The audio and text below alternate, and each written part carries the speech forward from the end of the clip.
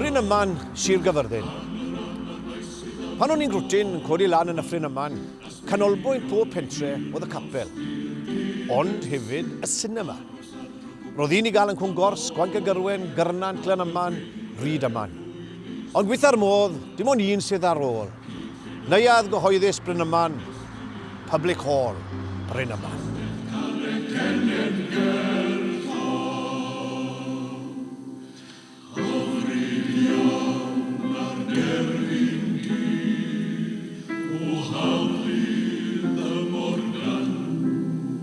Wel, Byd, ti wedi bod yn rhan o'r sinema mewn blynyddoedd, fel projectionist a nawr reolwr. Gweud yma o hanes y lle yma? Wel, mae'r sinema wedi bod ragor ar 1926, a dwi ddim wedi cael o ddarni. Ni wedi batlan trwy'r teledu, ar fideos, ar bingo, a mae'n gweithio i fel oedd i ragor trwy'r rifel. Dwi ddim yn cofio yna, wrth gwrs, bachan ifanc i hwnna. A o'n i still yn cadw fynd, a fi'n gobeithio iawn i am flynyddoedd ragor. Gweithio i oedd yna sinema cyn neuadd gyhoeddus fan hyn? Oedd sinema arall ar y sbotyn hyn, neu gyhoeddus arall, ond losgws i lawr. Dwi ddim yn cofio hwnnw, ond gason ni bildo wedyn ar yr un plotyn. A oedd yr Alfa wedyn next door, a mae hwnnw i llosgu lawr. Ond y stori am wedi hwnnw, le oedd projectionist fan ni yn dangos y ffilm i noswaith a y bocs wedi cael ei bildo dros ben y pafin. Ath y ffilm ar dan. A gitws yn yr il a dwlws mas o ffenest mas i genol yr awl. So, na'r stori, dwi'n gwybod ble wir i o, ond fi'n cyd i bod e.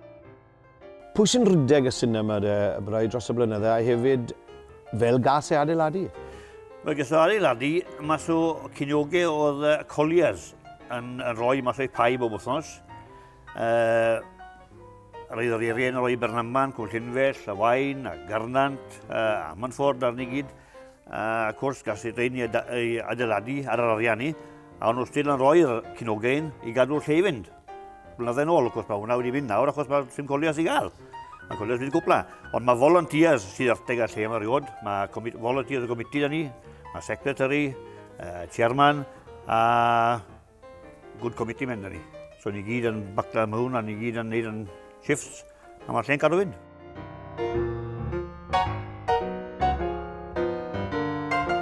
Be sy'n ddiddorol am y sinema hwn yw dros y blynydde maen nhw wedi cynnal theatr byw.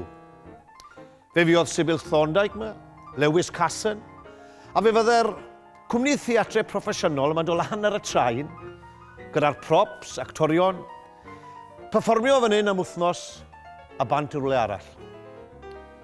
Wythnos arall bwysig yn y calendar oedd yr opera, a fydde'r lle yma Danny Sang.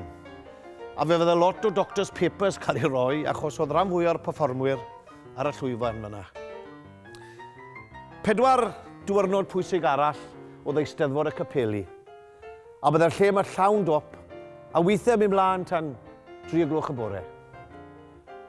Ond wrth gwrs ochr personol i fi, mae'r lle yn bwysig iawn achos fan hyn mae cwmni theatr mega yn dechrau taith trwy Gymru gyfan gyda'r pantomaim blynyddol.